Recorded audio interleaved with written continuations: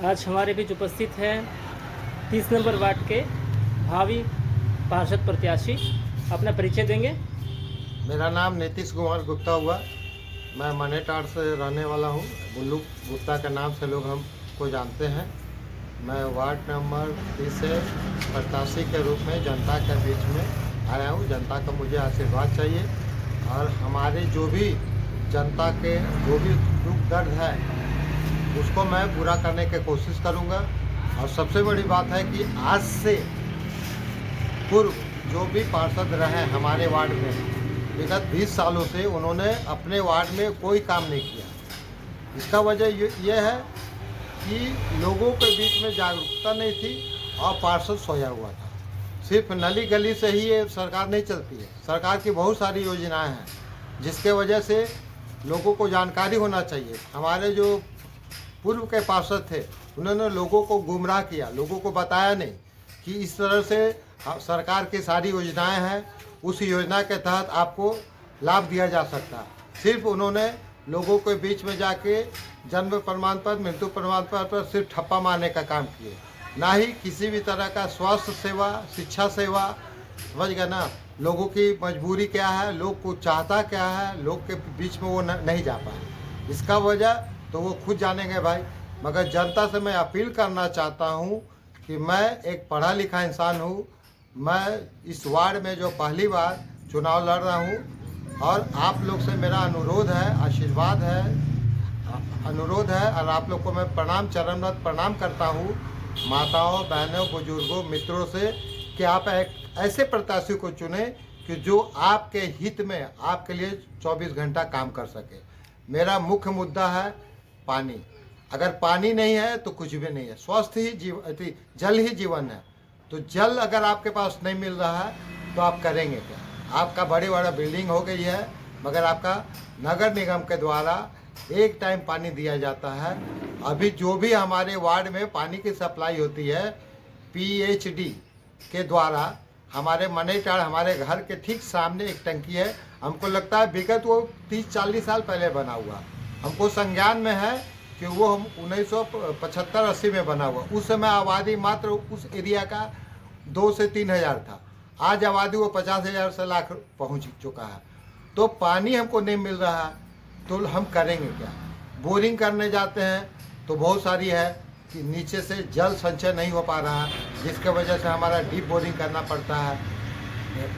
पृथ्वी के गर्भ में जो भी पानी पड़ा हुआ है वो हमको नहीं मिल पाता है।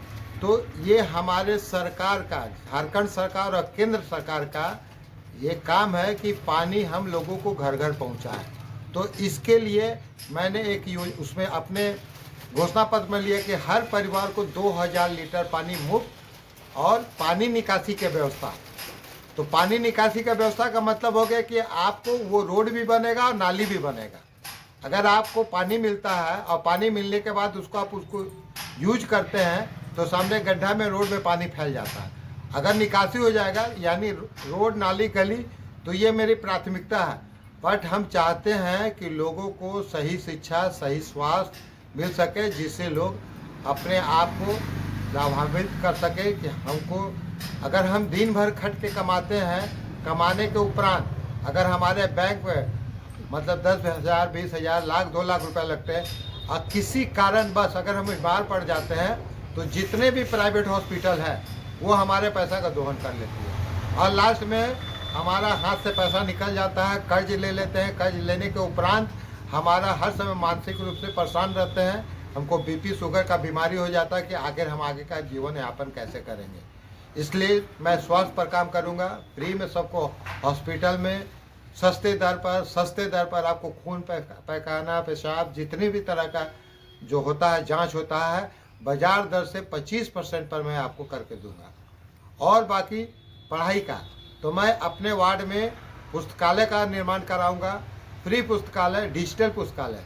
मैं केंद्र राज्य सरकार से, CO से जमीन चिन्हित करके, सरकारी जमीन चिन्हित करके DMFT फंड आता है धनबाद में, जिसमें हजारों करोड़ रुपया प्रति माह आता है, जो स्वास्थ्य और शिक्षा के लिए ही मतलब उसको यूज किया जा रहा है। मगर वो पैसा कहाँ यूज हो रहा है मैं इसमें बोलना नहीं चाहता हूँ। अगर होने के बाद, मैं वार्ड पार्षद बनने के बाद हम अपने जनता के अधिकारों के लिए जितना भी होगा मैं हर संभव प्रयास करूंगा।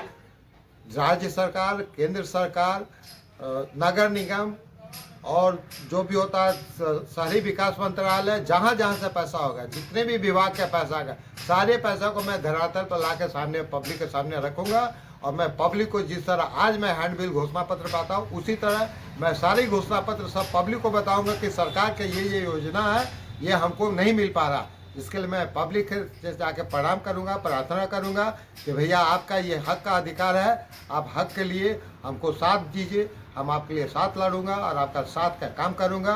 अगर अधिकारी काम नहीं करते हैं, अधिकारी से जाके प्रार्थना करूंगा, विनम्र पूर्वक उसे ये करूंगा कि भाई आप जनता के लिए बैठे हुए हैं, सरकार की योजना है, सरकार की योजना को आप हमको दीजिए जो हर मतलब निचली पीढ़ी तक उसको पहुंच सके। अगर अधिकारी नहीं करते हैं तो मैं बड़े अधिकारी से मिलूंगा, बड़े अधिकारी नहीं मिलते हैं तो मैं उनके पास जाके चरणबद्ध प्रार्थना करूंगा। अगर नहीं मानते तो आंदोलन करूंगा, आंदोलन नहीं करेंगे तो हम जन आंदोलन के रूप में उनका अधिकार को दिलाने के लिए हमेशा प्रयास करूँगा। जनता से कोई अपील और आपका चुनाव चिन्ह? मेरा चुनाव चिन्ह है मतलब साइकिल पंप, जिसमें हवा भरा जाता है, साइकिल का पंप, ठीक है ना, जिससे हवा भरा। अब मेरा चुनाव चिन्ह नंबर है 5। जो हमारे वार्ड में 13 प्रत्याशी खड़े हुए हैं, जिसमें मेरा चुनाव चिन्ह नंबर 5 है। मैं चाहता हूं कि जनता आप लोग मुझे आशीर्वाद दें और मैं आपके हक के लड़ाई के लिए हमेशा लड़ता रहूँगा। और वैसे भी हम आपके जो भी घोषणा पत्र किए उसको किसी भी कीमत पर मैं पूरा करूँगा। धन्यवाद आपका। जीवन न्यूज़ 24 के साथ संवाददाता राजीव मुखर्जी, धन्यवाद।